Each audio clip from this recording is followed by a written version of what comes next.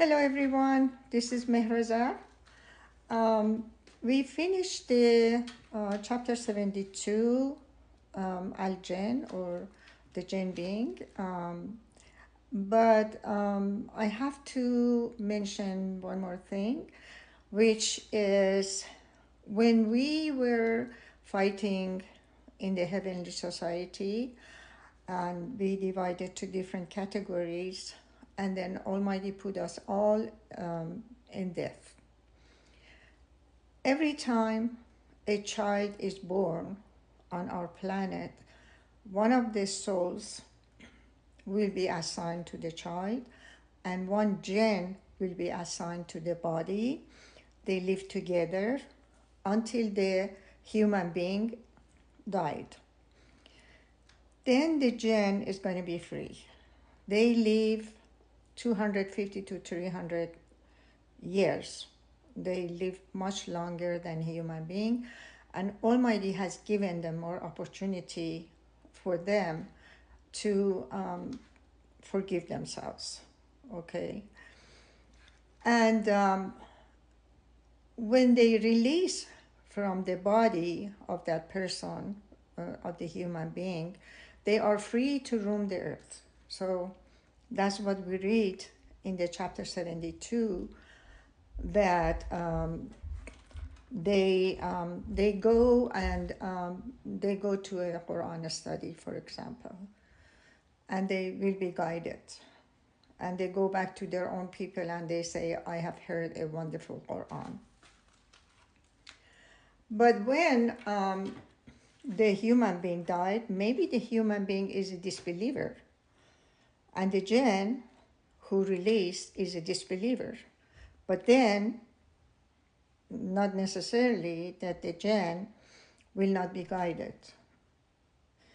And as we heard it from, as we read it in the chapter 72, they are a society like us. So in order to, for it to be more clear, I can give you an example.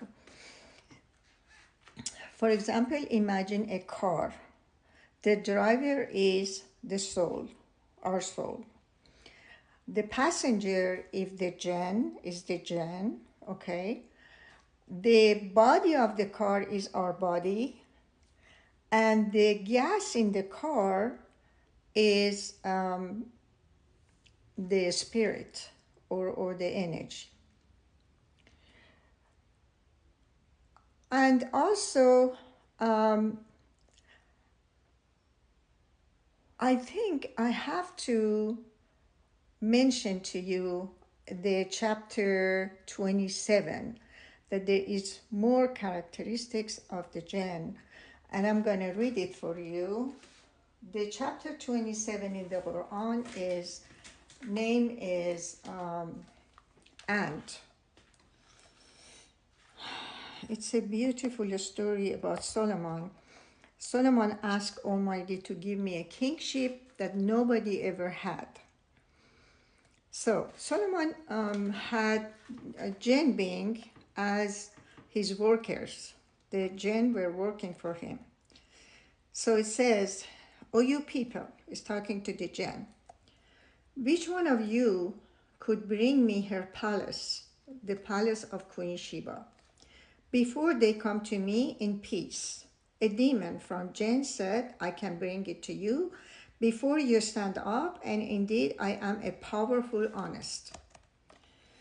The one who had knowledge of the scripture said, "I can bring it to you before you blink."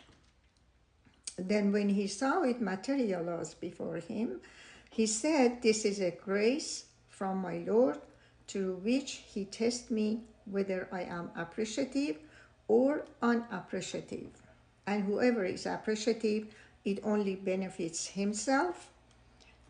And whoever is unappreciative, then indeed my Lord is rich, honorable."